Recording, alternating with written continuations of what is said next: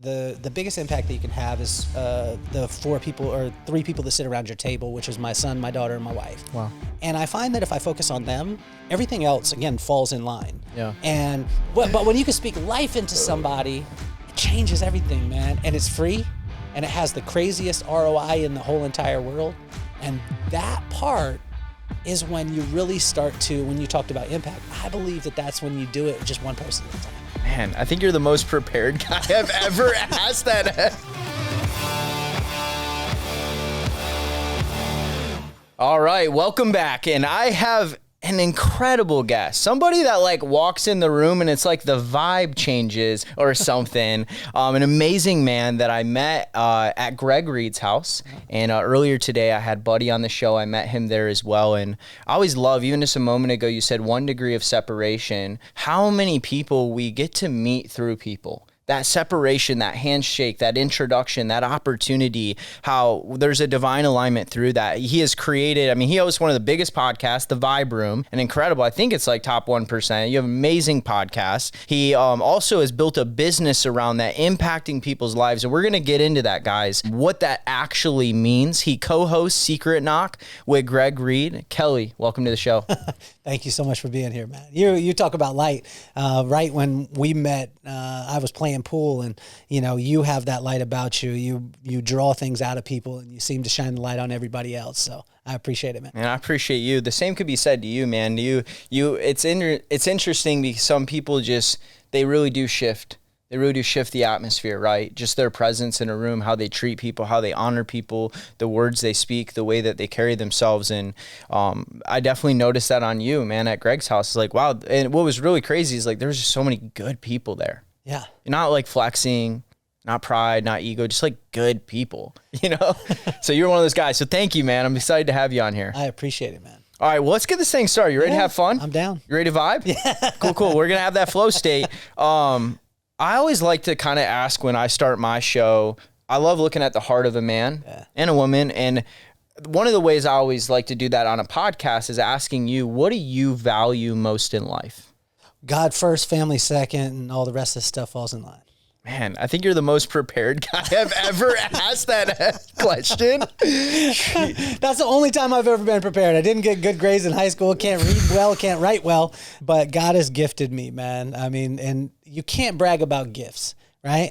Like I got a watch on my wrist. I can't brag about it because it was given to me. I got a necklace on my chest that it was given to me. Wow. And these talents, these things that God has given to me, I can't brag about it. I can share them. I can be excited about them, but I can't ever take credit for it. Wow. And that's the big thing. God told me in 97, it was actually not far from here. I was living on 34th and El Cajon. Wow. And he told me, he gave me Romans 9:17. I was so excited because it said God would put Pharaoh in this place, that when he spoke, then people would hear the voice of God and not the voice of Pharaoh.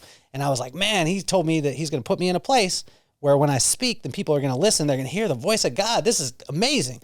Then he followed it up with King Herod Agrippa. And King Herod Agrippa, I don't know if you remember him, but he was a guy who was a major king. He went out on his balcony and the people shouted, "That's the voice of a God, not the voice of a king." And it sounded good to him. He didn't say anything, but God struck him dead right then to let him know who was in charge. And he followed up with that verse, letting me know that if I ever got to the point where I thought that these gifts that he had given me were things that I did, wow, he was going to take them all away, and then I was going to have nothing. I was like, that's not a good follow-up to Romans 9:17, man. And that's the way that he's dealt with me my whole entire life. Wow. It hasn't been this, aum kind of God. It's kind of like a smack you upside the head kind of God and being like, I'm in charge here, man. Man, come on. I love that. And there's something special about when you see somebody that doesn't just speak the words, but actually does seek God first and really does live that. And there's an anointing that they carry with them, and that you have that anointing, but also within that, there's a humility that must be carried with it, right? And you hit it so well, right? Like these are gifts, but like they were given to me, right? Mm-hmm. It's the moment we start, at least for me, mine's not struck dead, but I can tell you every time I've let pride and ego, I get humbled real quick. Talk about a smack. It's like getting it ripped out of your hands. You know what I mean? And I have felt that so many times in my life, and you seem to carry that. And kind of, I think there's a lot of men that listen to this. They're hungry for more. Uh-huh. but they haven't found that yet. What wisdom could you give us right now in finding that place in our life where we really live that? I think it's just stopping and slowing down.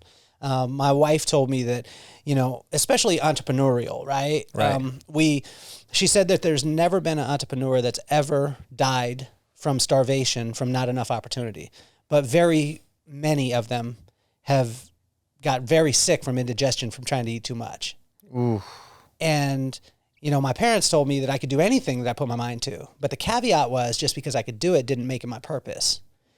And that's a big thing because I Philippians 4:13, right? I could do all things through Christ who strengthens, but you take it out of context. Yeah. It's taken out of context all the time. Right. Oh, I could do anything. You can, but should you be doing it? Right. And that is the big one. So slow down. And I think that for me, this isn't advice to people. This is just what I did. Is I slowed down and I would wake up and write 3 pages, just mind dumping, just journal 3 pages, no judgment on myself. No one's ever going to read it. And I just started doing that. And what I started to see was, as I started to do that, there started to be clarity, and it wasn't like I'm clearing it out. It was just, I started to understand the things and the trash that I was speaking to myself. And then, so I flowed that way, and then I filled myself up, right? And I filled myself up with the word. And I believe that if you go to the word, honestly, we're both in the personal development realm. All personal development goes back to the Bible anyway. 100%. Greatest motivational book in the world, the Bible. Yeah. The Word of God. If you read Proverbs, the corresponding proverb for the corresponding day, every single day, there's 31 Proverbs, there's 31 days in a month, most of the time, or 30 or 31. If you do that, what's amazing, we just saw this in our men's group. The first 30 Proverbs are based off telling a man what he should be. And Proverbs 31 is talking about a godly woman, and 30 of them set you up to say that if you act like this, you'll be able to keep this godly woman. Whoa. And I never knew that. This came out because we were, spending time in the Word. So I think if we go to the Word first, in the morning, we journal. Journaling has been my whole entire life. I've been writing notes since I was in 4th grade, not because I wanted to, because my dad forced me. Really? I had to take 10 pages of notes before I went out to play every day from the time I was in 4th grade to the time I was in 6th. Wow. What a discipline. It's not a discipline. I was mad. Yeah. It's a discipline for my dad. My dad was like, "Oh, I'm going to teach it." I'm like, "Man, I don't want to do this. It's making me weird, man." Hey, sometimes weird ain't so bad. Now you journal 3 pages a day, what I mean? Or that's amazing. So kind of take us into, what is your mission in this world? What do you feel called to with the gifts God has given you? What would you say is your mission, is your conquest, is the calling that you feel called to with what God gave you? Once you've had this awakening and this clarity and you began to go out and do these things, what is that mission for you? I think it's just doing His will every single day, man. I admire people that are like, "Oh, my mission is to, impact 40 million people." I don't know, man. My brother told me this, the biggest impact that you can have is the 4 people or 3 people that sit around your table, which is my son, my daughter, and my wife. Wow. And I find that if I focus on them, everything else, again, falls in line. Yeah. And business opportunities come and things. And it doesn't mean you don't have to be smart in business. I've been been in the entrepreneurial space. I started my first business when I was 29, 30 years old. And so I believe that God gives you gifts in those areas, but I find that when I focus on my family, that's the impact and that's the ripple effect. Whereas I see so many times, man, and I saw it with myself. I was out, speaking to thousands and thousands of people a year, but yet my kids were wanting more of their dad. But I was like, "But you don't understand. There was 1,000 people that want to take a picture with me." And my wife was like, "Yeah, but take out the trash, bro. You haven't been home." So when you switch that and then you focus on the 3, those 3 create the ripple effects. And honestly, for me, again, it's about doing God's will. Sometimes, man, that's not talking to anybody. Sometimes it's, this morning I was at the beach and just spending time with God and asking Him, what do you want me to do today? Got to play catch with my son, got to walk the dog, got to make a 5'11" cardboard cutout of Timothy Chalamet with my 15-year-old daughter. And some people are like, "Oh, I closed this deal." You didn't make a Timothy Chalamet cardboard cutout, did you? Yeah. that part I think is the biggest. And if I could be in God's will every single day and just do exactly what he has me to do on that day, I feel that that's what my mission is. That's special, man. I love that. And how you've been able to prioritize, you know, what actually needs to be put first, right? Like there's so many businessmen that the family comes last. You know, there's so many guys and even friends that I have, right? It's like we were in a men's group not too long ago and was talking about why is it that your wife and children get what's left over? Why do you give, 93% to the business, the world, your clients, and 7%, which you're really exhausted and tired, goes to play with your kids and love your wife? And it's interesting, but that's not common. What you're sharing is not common. How did you get to that place? I grew up in a family that, my dad, we'd be having dinner, and my dad was a giver, and he served everyone. He was an amazing guy. I call him Pop. And, Pops, we'd be having dinner. Sometimes people would break down outside of our house and dinner would be gone for our family, but he would be helping these people. And that was amazing. I learned the service aspect of it, but I also learned that I wanted time with my Pop, you know what I mean? And so, but it was just little bit by little bit. And, messing up, man, like messing up a ton. Like and this just happened. I was in Fresno. I just spoke in Fresno. Our flight gets delayed. We get in the car, me and my son. One of my buddies texts me, and it was a pretty important text, but I'm driving back from Fresno with my son 4.5 hours. I got 4.5 hours with my 12-year-old, and my dumb butt gets on the phone with this dude. And he's a good friend. It was great. But you know what happened? Within 45 minutes, my son was asleep, and he slept the whole rest of the time, and I lost 4.5 hours with my son. And then I looked at it, and I was like, was that call that important? It wasn't. And so, my mom taught me a one-word answer that solves everything, which is just shit. That's what I had to say. Like, shit, like I messed up. What can I do better? Yeah. And if you are committed to just making it better, you won't be afraid to try. And so I try things out. Sometimes I spend a ton of time on my business, and then I build up a stockpile of money, and then we go on a vacation. I'm like, how'd that feel? Oh, it felt amazing. And then there's times where I do that again, and my wife is like, I'd like to spend more time with you. And I'm like, shit, okay, cool. So I'll shift it. But I don't think there's any one right answer. Yeah. It's where that person is at the time, because we never really know what somebody else is dealing with. And my pops used to always say to me that we're all playing this game that is life. Yeah. Everybody has life hitting them in the face. When you told me this morning, or when you told me today, like, Tony had to pick up his daughter, right? You had been doing multiple podcasts. You need to grab a little something to eat. Those are things that are real life. But I think that, especially in the day of social media, a lot of times we hold ourselves to standards of other people that we don't know their circumstances. Yeah. And if I could tell you a quick story, my uncle, his name was Ted. Ted was a little angry guy, right? And we went fishing, went to Mirror Lake in Utah. Okay. And he's talking all kind of head about how he's a fisherman, he's an angler, and he's ready to go. And we get to the bank, and my bro don't catch nothing. My dad is with him. He ain't catching nam. And I'm a young kid, and I'm like, he's talking all this crap, and he ain't catching nothing. So me and my cousin go over to a different side of the lake. Well, we just happened upon where they were stocking the lake. And they were throwing fish after fish after, it was like a blanket of fish. We dropped our hooks in. We just kept catching fish. We came back with a full bucket. He looked at the full bucket, my Uncle Ted. He didn't talk to us for the rest of the day.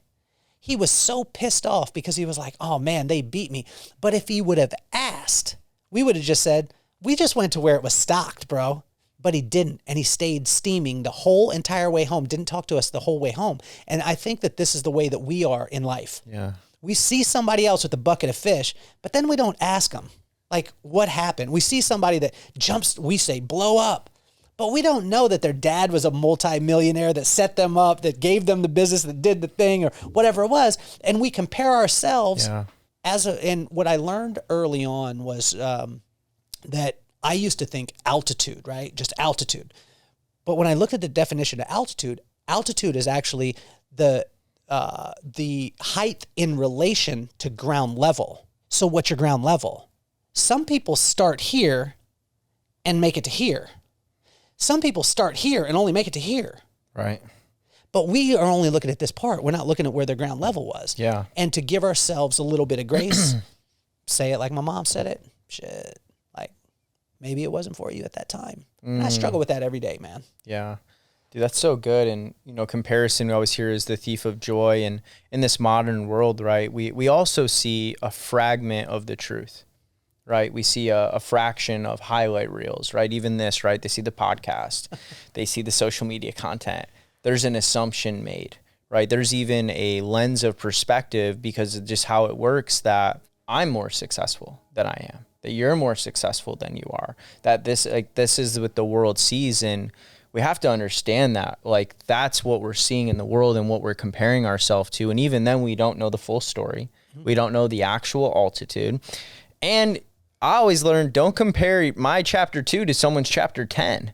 Right? Like, it's so easy to look at a chapter 10 guy and where he's at in his book and be like, dang, dude, like, I'm just, no, you got 8 chapters of life and things you've done and overcome and trials and tribulations and building and life lessons and wisdom and compound effect of your effort and your actions that put you there. And I think that was such a good, valuable lesson because a lot of people forget that. That's really good, man. So let's go into the vibe. Because I really want to, like, you were getting going before this podcast, and I literally told him, I'm like, stop, save this for the podcast. You're dropping so much wisdom, and I'm like, get the camera on. So can you reshare with me and with the audience what a vibe is to you, and kind of take us through some lessons and some teaching even on this podcast? Well, I think the vibe is the one thing that changes everything, right? And I went after it in business and I said, there were 6 indicators: the culture, vibe, process and procedure, which was your systems, productivity, innovation, and the ability to adapt immediately. Outside of that, there's nothing in business that you need to focus on. Literally, there's nothing. Think about it. I mean, any challenge that we had on this podcast, we could break it down to either culture, the vibe, the process and procedure, which was the systems, the productivity of it, the innovation, or the ability to adapt immediately. In life and in business and in relationships and everything, there's only 6. But what I started to say and what I started to see was people were confused by 6. And then I started to ask, like, what really powered every one of them? Well, your culture was powered by the way that people felt about the culture. It was the vibe. Your systems, although they could be good, you could get Joe Rogan's systems for podcasting and treat your people awful, and then it never take off. Why? Yep. Because the way that people feel, their vibe. The productivity. Even if you have the greatest system in the entire world that can make everyone the money, and I did this, if they don't feel it, they ain't gonna want to be a part of it. Innovation. If people don't feel free to try stuff, they're not gonna innovate. And if people don't feel like they can actually try something new, they won't adapt immediately. So I distilled it down and realized that all those things were just powered by one thing. And it was super, super simple, which was the vibe. And if you take the V in vibe and you flip it upside down, it's a triangle. So at the base of the triangle, right, is your belief system, which is your heart set. On the sides of the triangle, the 2 sides, which we use the most, is the mindset or the intention. And at the very top, the little tiniest, smallest part of the real estate is our skill set. But think of this. What does every person say? Like every podcast I ever hear, give me 7 actionable items that I can do tomorrow. Well, it doesn't matter what you do if your mind ain't in the right place. Yeah, so and good. It don't matter what you think if your heart ain't in the right place. So let's get down to the brass tacks of it. Let's start looking at what you believe. And here's how my parents kind of set my belief system. It was very simple. I'm awesome. Separate myself from my accomplishments. I'm beautiful. Don't ever compare myself to anybody. I could do anything, but just because I could do it doesn't make it my purpose. My pop said it like this: you're the greatest, boy, so act accordingly. And imagine if we just acted according to our greatness. My mindset, which was my intentions, is very simple. Be kind, contribute to every environment that possible, and make sure that I deposited more than I extracted, right? Yeah, so good. Make a ton of friends. So if I have a friend in you, you talked about my podcast. You're one of the best podcasters in the world, one of the best marketing guys in the world. I don't have to be that. Why? Because I have Cody Cottle as a friend. And if I have you as a friend, now I don't have to be that thing. I just get to be myself. Yeah. And then the last one in my intentions is to stay curious. So if I'm kind, I make friends, and I stay curious, I can keep asking you questions. How many questions did I answer in the hallway? Man, only 2 maybe. If that. If that. You asked me a lot. Got it. So what, I stay curious about you. Your story is a lot more interesting to me than mine is because I already know mine. So if my intentions now are to be kind, to make friends, and to stay curious, and then my skill set is spit out by my heart set and my mindset, which is simply relentless. It means, my pops referred to it as a pit bull mentality. A pit bull locks on to whatever it is, and it locks its jaws, and it either takes the limb or you kill the dog. So for me, then, you think of this triangle for me, my belief system. I'm awesome. I'm beautiful. I can do anything that I put my mind to. My mindset, be kind, make friends, stay curious. My skill set, relentless. That creates an irresistible vibe when they're all in line. And so what happens is people are like, oh my gosh, there's something about you. Well, number one, I know it's not about me, it's who's in me.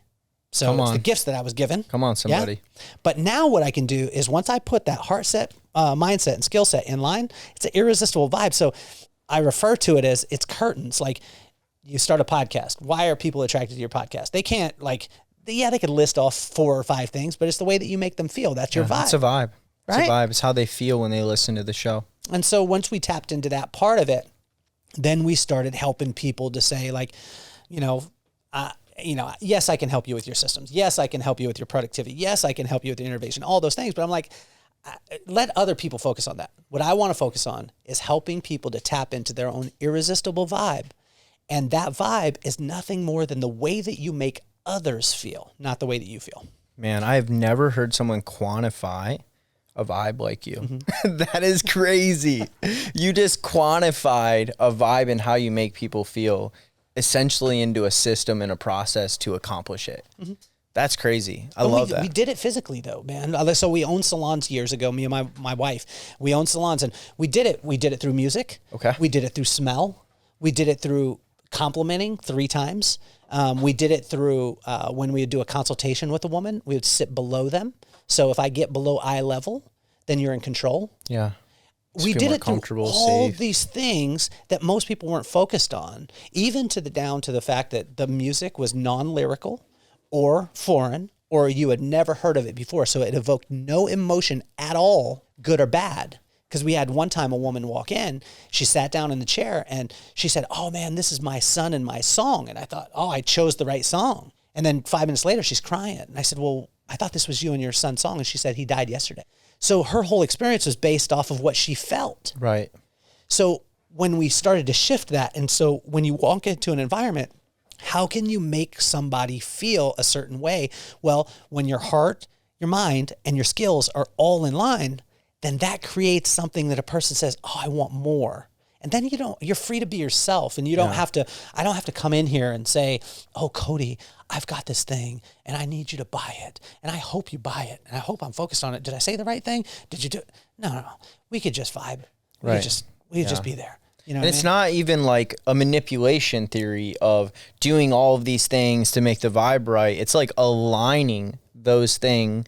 And on a biological level, everything's vibrating. There's frequency, there's energy, right? So it's almost like on that level. And if we want to get into more kingdom and things like that and Holy Spirit, I actually believe you're operating within the Holy Spirit within that, right? Absolutely. So there's a natural, it's almost supernatural of feeling that comes over you when people bring that into a conversation, when they bring that into proximity with you, right? Like, cause you ever have someone walk up to you and start talking, your hair just stands up on your neck? Of course. Immediate red flags, walls go up. You're almost every car lot. I know you were in the business at one point, but it was until I met Jim DiGiulio. Who's Jim DiGiulio? Jim DiGiulio now is the owner of Finley Volvo in Las Vegas, but he used to own Audi of Henderson. And we walked in and my wife was like, you need to buy that car. I said, what do you mean? Because she had never said that to me ever. Right. It was always the opposite. Yeah. And we walked in and I looked at a car, and at the time I had always wanted an A8. And I said, I love this car so much. And the guy came to me and he said, I'm not going to tell you any features and benefits of this car because they are what they are. And if you want it, then you'll take it.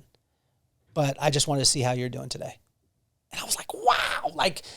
But I could tell it was real. Yeah. And then, and Jim DiGiulio taught me that, If you focus on transaction, it'll happen once, twice, or 3 times. If you focus on a relationship, it will create a multitude, endless opportunities and transactions. That's so good. Right? Yeah. And then when you begin to live from that, like every day, and just like do that and put, how do I make people feel? That's a big thing though, too. Like, can we just address this? The fact of like, when you leave a room, how you made someone feel is everything. That's what they remember. That's what they know you as. It's not what you said. It's not what you did. It's not what you have. How you make someone feel is like the one thing that creates a true memory about a person, right? Like I have a memory of actually a homeless guy who just made me feel so good, and it was so odd and so rare and never experienced from someone that's like been homeless, make me feel the way that this guy made me feel. And that like will stick with me forever. I'll never forget him. Unfortunately, I'll never really remember any other homeless person that's like approached me, right? They just wash away. But that man made me feel a certain way, which created a vibe, which created a memory, which means I'll never forget him. It's crazy. So I love that, man. So let's go even more into this. Yeah. So you've built a business around helping people do this. What does that look like? I mean, I think it's iterations, man. I mean, giving yourself grace every day and looking at it. I think my wife told me that it's never going to be the profound. It's never going to be the profound. Like at first I was like, I'll have 12 steps and then they'll do all these steps. And then you try those things and people are like, I see through it, man. And really what it breaks down to is if you write, read, and speak. That's it. Think about it. The writing was not something I wanted to do when I was a kid. Reading was something I couldn't really do as a kid. Speaking was something I could do and I got in trouble for. But think of this. I'll flip them around but if you read things that fill you up, you write down your thoughts about them, and then you speak life to every single person and environment that you come into, literally magic happens. But it's got to be specific. It has to be specific. And we did this with our men's group. So we read the word, we write out a prayer list, not to remind God why, or to remind him of all the prayers that we have, but to remind us that when he brings the blessing, we got a date. And it's amazing because the guys in my men's group, we're talking about it and I'm like, write down the address, the date. And then 6 months later, we're in men's group and they're like, hey, I just wanted to let you know, this was a prayer that was answered. And I prayed about it 6 months ago, but I forgot. And a lot of times we say it comes out of the blue. So in this process, in the Vibe community that I have, it's literally just reading something that fills you up, writing your thoughts on that thing, and then going and speaking life into every single person. And again, speaking life is using their name and making it very, very specific. And I find once that happens, you start to unlock things. You start to iterate. You start to look at it and say, like, when I started my very first business, and as you know, you're an entrepreneur. When you started your business, did your plan work? No. Did any of your plans work? Not really. No. If you write, and everyone's like, write it down, and then you just focus on it, and then it'll just become your reality. Bull. That doesn't happen. I've never met one entrepreneur that was like, I had a plan when I started and I'm doing exactly that. Nope. Maybe iteration 99. Exactly. That you wrote 2 months before you actually figured it out with all that wisdom. And most of the time it was the thing that you didn't think would work. When I started this Vibe community, I was like, again, the 12 steps, all these things. And my wife was like, it's not going to be profound. And now I find that people writing, people reading, and people speaking, that's the magic. I love it. And how simple things are meant to be simple, and we overcomplicate them. Like, complexity is the enemy of productivity, simplicity scales. And it's like, the more I go on this journey, the more I realize a lot of people just say a lot of words to make things sound a really cool way. I'm marketing. We have like the worst reputation in the world, right? Of just making all of these words. And really, if you just boil it down though, you said it, man, read, write, and speak. And what I love though is like the reading and the writing are almost the input. It's almost like the gaining of wisdom and getting the clarity around the wisdom comes from the reading, right? And input goes into the subconscious, conscious mind. Yeah. Writing creates clarity and precision and understanding of what was input. Speaking is actually the giving it away. And I just think that's so powerful. You know, out of the heart, the mouth speaks. But also we have to get wisdom. And the word always refers to her as a her too. We have to get her. We have to find her. Where do we find her? We get it in God's word. We get it in these other resources. I mean, there is a supernatural level, right? People talk about tapping in. But I'll tell you what, I ain't never gotten to the level I'm at now to have a conversation with a guy like you here in a podcast. It's crazy if I didn't put in the effort of reading, of writing, of speaking. And it's like so many people don't even do that. They watch Netflix all day long. They're playing video games. And not to diss those, I've done both. You know what I mean? I'm not still like, but I'm just saying I also know that this thing helps me. And one other thing, my brain's just going like crazy right now. Jordan Peterson talks a lot about when you articulate your words, how dangerous you become. And I've been this thing lately about like, how do I get more wisdom? And I don't think it's necessary. Like I get it from this, but it's going to the source that the guys we listen to get it from, often the word. And then how do I understand that? What does that even mean? And I've been doing that lately. I've been journaling most mornings. I've been writing down. I've been understanding things. I began to question everything. I've been diving into it. And I'm like, why do I believe this? Why do I think this? I don't know. Let me explore that. Let me learn more about it. And it's been crazy. So now when I show up to a conversation, I'm not just regurgitating what someone told me. There's still some of that, sure. And some I'm like, actually, great belief system. I did it. But now it's like, no, actually, like, I believe this. And sorry, I stumbled into that. But in the process of doing this, in reading, in writing, in speaking, how much have you found that has empowered you to bring to the speaking you give, the conversations you have, belief systems that you've actually developed and not ones you're just regurgitating? Well, if you look at the belief system, a belief system comes from things that you've heard, seen, or become aware of from people who you value. So that's what I look at and I say, okay, well, if you believe that, who told you that? Right. And then when we find out that, why do you value that person?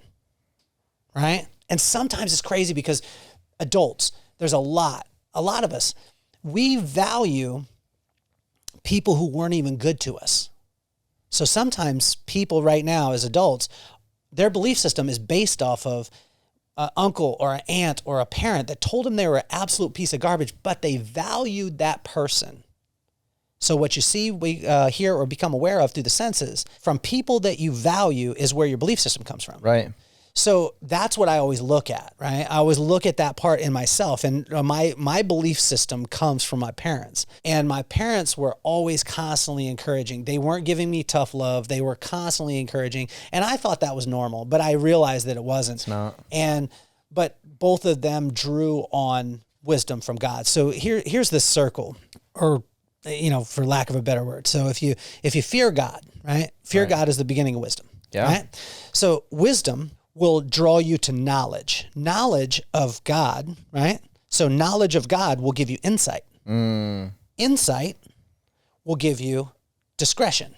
Discretion will, it goes, if you go fear of God, I'll start that again. So if you fear God, it'll give you wisdom. Wisdom will give you knowledge. Knowledge will give you understanding. Understanding will give you insight. Insight will give you discretion. Discretion will give you discipline. And discipline will give you strength to then fear God again. And once we break that cycle, a lot of times people say, like, I don't have enough strength. Well, you don't have enough strength because you don't have discipline. But you don't have discipline because you don't have discretion. You don't have discretion because you don't have insight. You don't have insight because you don't have understanding. Understanding isn't there because you don't have knowledge. And knowledge isn't there because you don't have wisdom. And if you don't have wisdom, you're simply not fearing God. Wow. And so whenever that cycle or that circle is broken, I find myself in a place where I'm reeling, where I'm asking. And I find this all the time, man, like finding it almost daily. Yeah. At the beach this morning, asking God, like, are you kidding me? Like, there's been a lot of things that I've done. I planted a lot, God. This is the way I talk to him. Like, God, I planted a lot. You know what I mean? I've been planting a lot, man. And people talk about seasons. Oh, maybe it should just be a planting season. No, bro, I want some harvest now. And then he'll bring me back to the word, calm me down. I have to read it. Then I have to write it. and then I have to speak it. And so when I start speaking to my son or something, I'm like, man, and then I got on the phone with my buddy Keith on the way here. I called him, and I could tell in his voice, man, he was having a tough day. I said, how you doing, man? He said, well, there's a lot of things, but I'm doing good. So what you dealing with, man? He said this, that, the other. I said, what you working on? He told me. I said, what can I pray for you? And he just went silent. And he told me a couple things. And this was a thing that I think that is massive with men. We always say it, and my pops taught me this. We always say it like, oh, what can I pray for you, man? And then they tell you something, and then we just walk away. Pray instantly. Then, right there. Yeah, right there. I said, what can I pray for you? He said, resilience. I said, let's pray right now. And so we prayed. And when we got off the phone, when we went to get off the phone, he said, hey, man, I need to spend some more time with you. And I'm like, dude, this is an incredible entrepreneur, incredible man, accomplished massive amounts. He says he wants to spend time with me, but I know the reason why is because the way that he felt during that time. And it's not, again, a manipulation of it, but it's being available for what God has for you at the particular time. And most of the time, it's not what we want to have happen. Wow. And it's not on our time. And that's the thing that I struggle with every single day. Because I'm like, I try and systemize God. Yeah. I did this, I did that. 2 + 2 = 4, God, like, show me. And he's like, nope, you put it in, you plant, someone else is going to water, but only I bring the increase. Wow.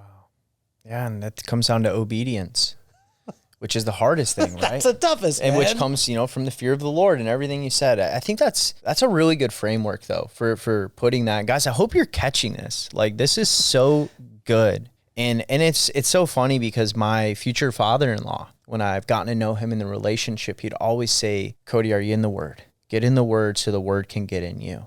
And it's like the very starting of that, the fear of the Lord, and then getting into the Word and getting the wisdom and getting the understanding, getting the insight, getting all the discretion, like everything that leads to that. It's so funny though, but over here, it's like, God, I want this. Can you do this? Can I just be stronger? Can I be more resilient? Can I be more wise? Can I, and it all comes from just being obedient. And then I have this belief system that I believe that you reverse engineered for us. You just did a reverse engineering of how this works. And I also believe that the operating system that we run is our belief systems, right? We have an OS that we run our life through. Mm-hmm. And the input in the environment, even this right here, this podcast, this is an input into somebody's life, right? So this podcast will be information that's loaded into a supercomputer, a conscious and subconscious mind, which will affect, like running a program into an OS, an operating system of a human being.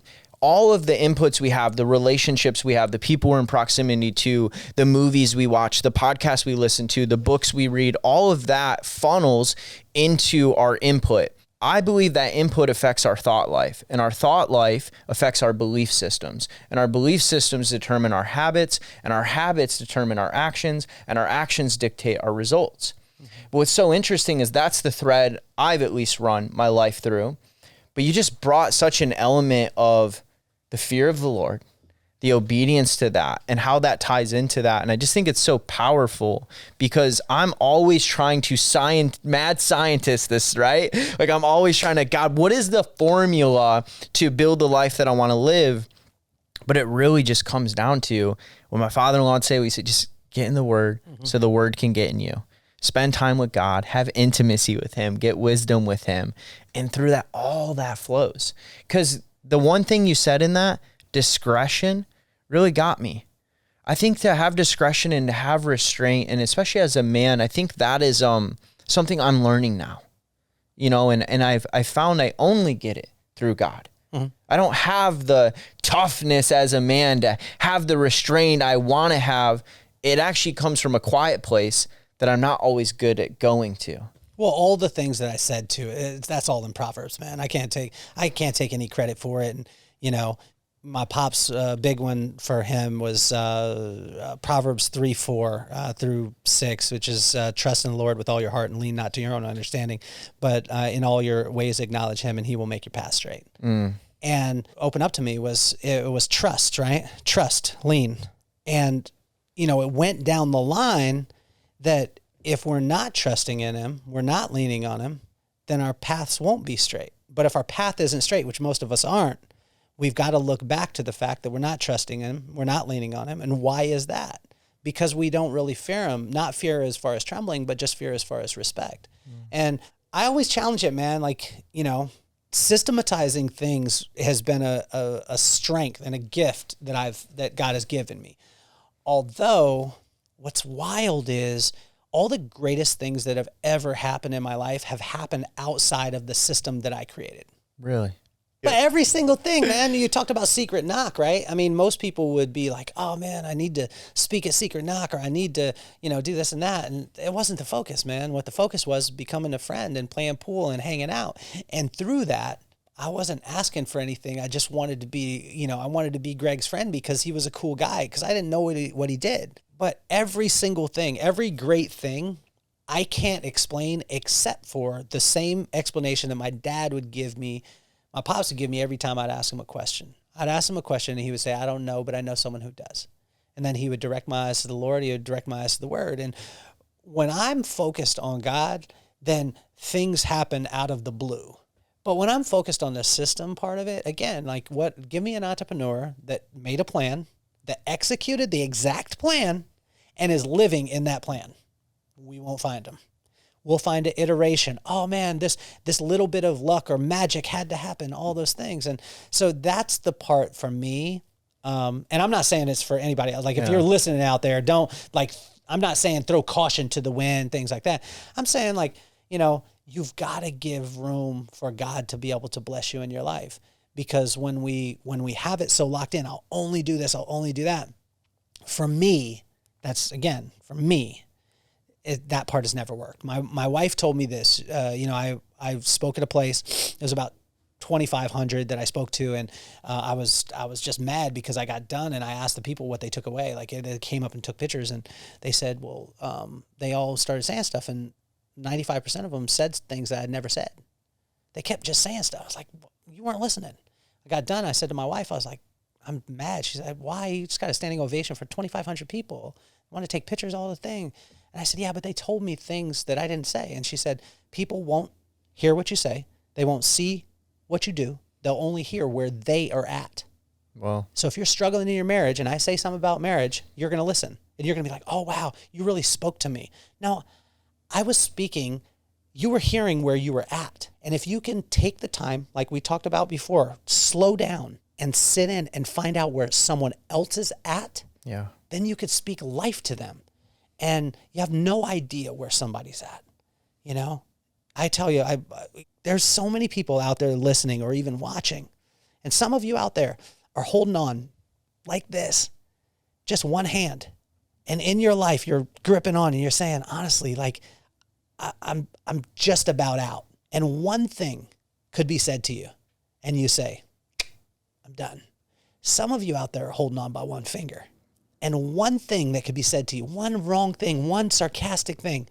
But when you start to breathe life into people, they start to go here, here, here. They start to grab that. You never know where someone's at. And imagine the impact that you could have by speaking life, just saying their name, saying that person's name, saying something about them that truly inspired you. Yeah. When I said it to Tony, I meant it. I was mad at him because he's got bigger arms than me. His arms look great. It's his birthday, but his arms look great. Right? And your beard looks great. I was mad at you because you got a nice part in your hair. It's all nice. And then you said a homeless comment earlier, and I know it was some low-key shade because you think I look homeless. I knew that, and I felt it, but I wasn't going to say it.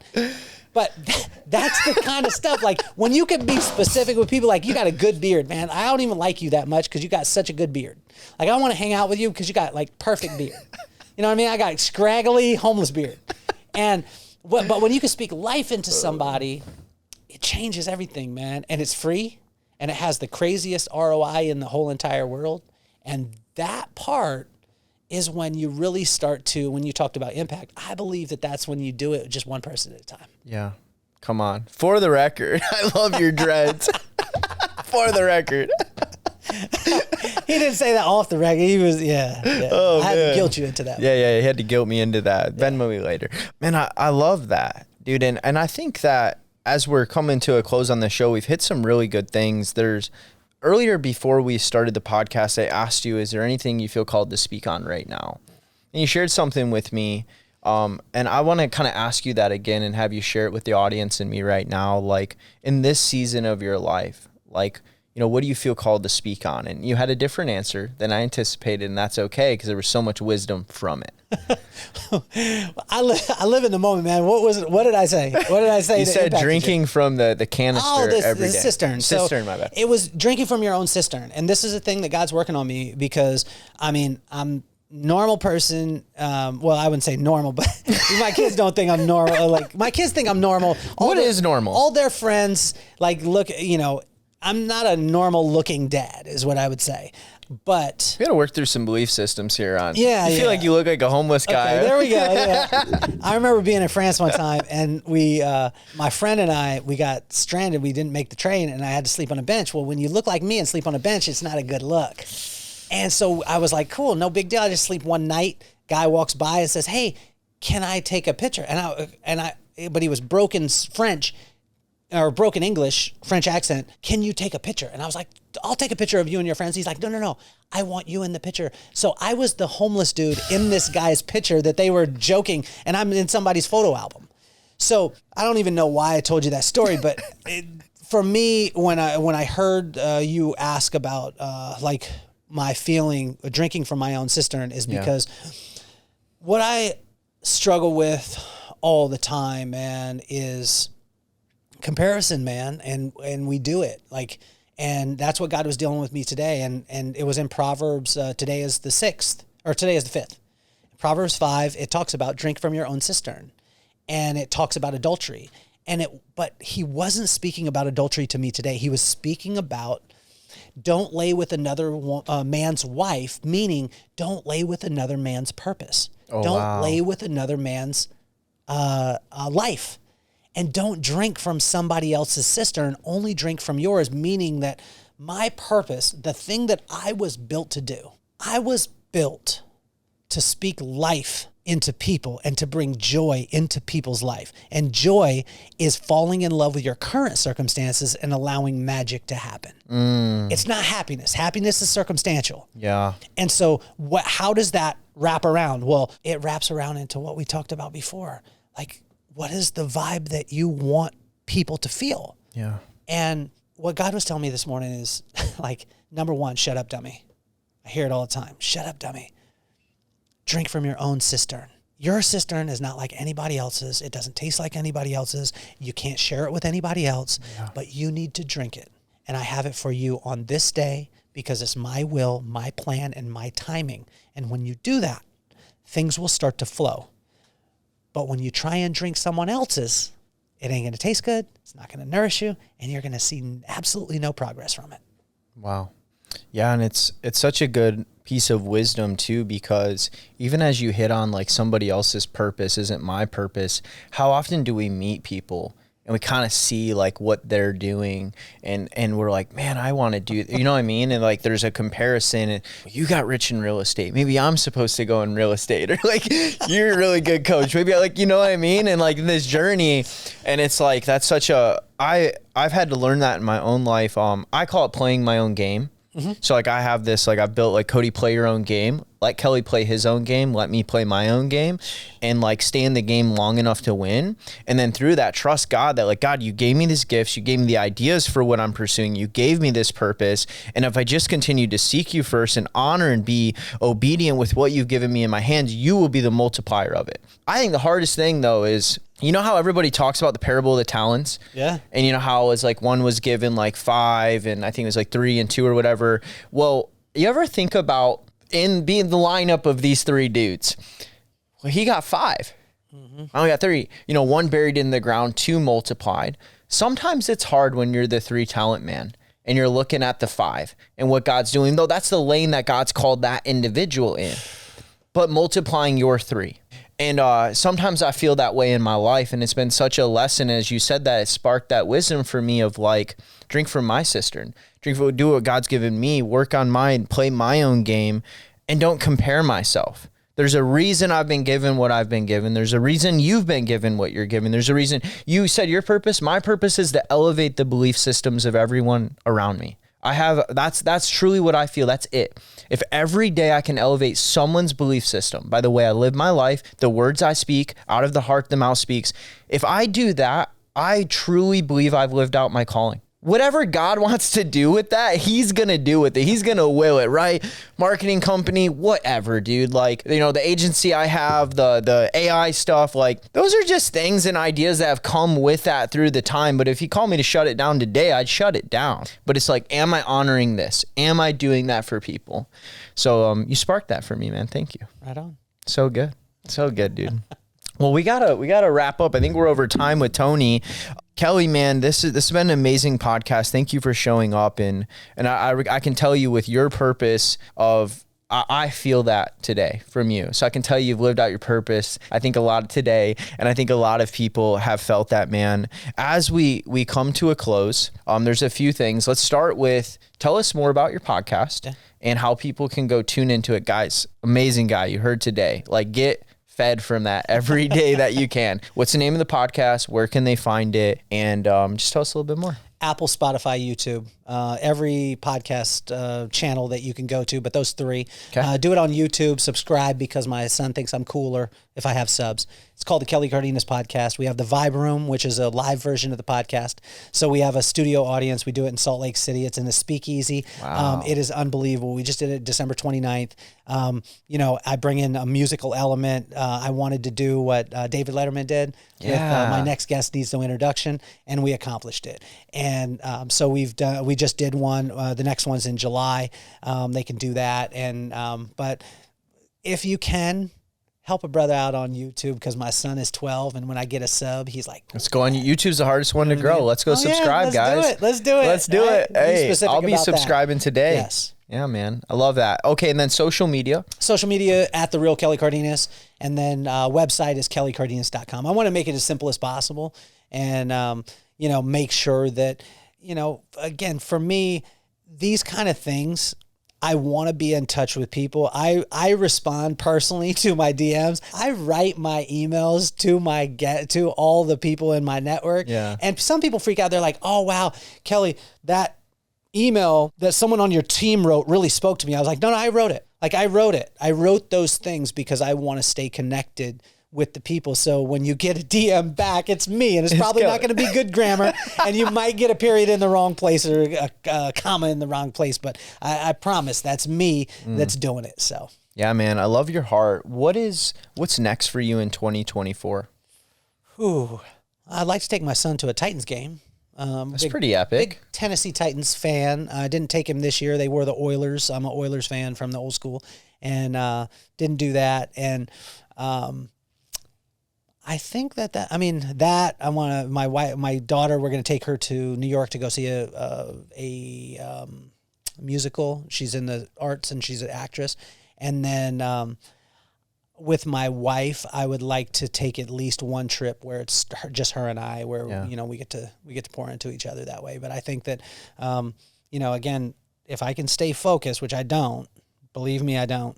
If I can stay focused on what God has for me on the specific day, that's really where my adventures happen because it freaks me out. Like, I didn't know I was going to be here, you know, and I get a chance to be with you, man, and be on one of the best podcasts in the world. So my life is good, man. Come on. Amen, man. Amen. So good. Well, guys, let's go support him. Go subscribe to the podcast, the YouTube channel, and Kelly. Come to the Vibe Room. The Vibe Room will blow your mind. So that's the future of podcasting. I believe podcasting is going to live audience. I believe the new talk shows, all of that this is the new world of that. You're cutting edge on it, man. There's only a few doing it. Dude, it's unbelievable. I mean, the room. So we started off with a woman. When's the next one? I want to go. Next one is in July. I'll give me info. I want to be there. So it's a limited engagement. It's about we only allow about 65 in the room. We had a musical element. This is crazy because what I want to do is I want to be able to take. Because of the friends that I have, I believe I'm 1 degree of separation away from everyone because I serve the one who's 1 degree away from everybody. But we had a girl named Claudia Ryan. So she's an up-and-coming musical artist in Salt Lake City.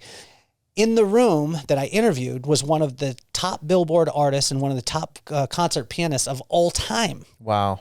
So she played in front of him, which can change her life. Yeah. Another guy who is the CEO of Table One and partners with Michael Mina, one of the top celebrity chefs in the world, he was interviewed, and in the audience was a guy named Chef Schuyler, and Chef Schuyler, his life will be changed by meeting Patrick. Yeah. And so that's the room. So it's the cool thing about the vibe room is it's not just the people on the stage with the lights on them.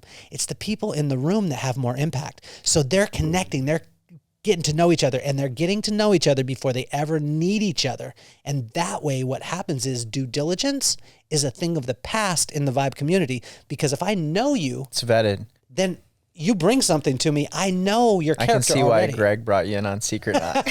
There's so much synergy, so much alignment.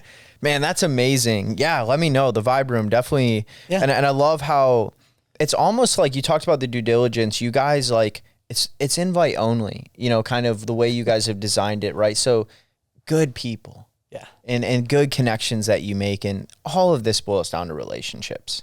So you can be safe, you know, so you can feel safe where you don't have to posture up. People freaked out for the first 2 years that I was involved with it because they kept asking me what I do. And I was like, how are you? And they'd be like, yeah, but what do you do? I'd be like, how many kids you have? And they would be freaked out because I didn't need anything from them. And they would be like, what can I do? And I was like, be my friend. Wow. Because if you're my friend, I'm going to force you, Cody, to be my friend for the rest of your life. If that is true, which it is, I'm in no rush to sign any deals because it'll happen when it needs to happen and I don't have to be in a rush. And imagine if all of us weren't in a rush anymore. It's good to hear that right And now. I'll tell you, if you notice my watch and you see what time it is?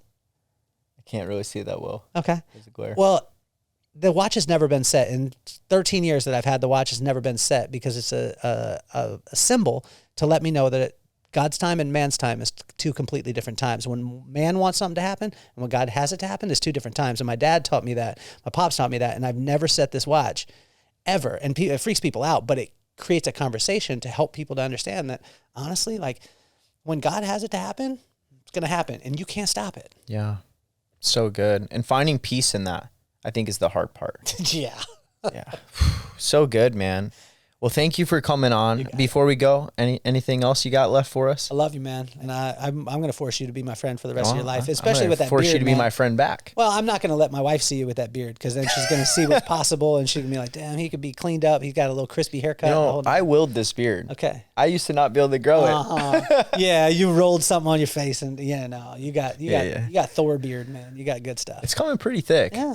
You know what's funny is first guest today was my barber. Oh, really? I didn't have this beard before him. Yes. Dude, like, he literally was like, dude, I think we could grow out a good beard for you. Gangster. And I was like, all right, let's do it. Barbers have my heart.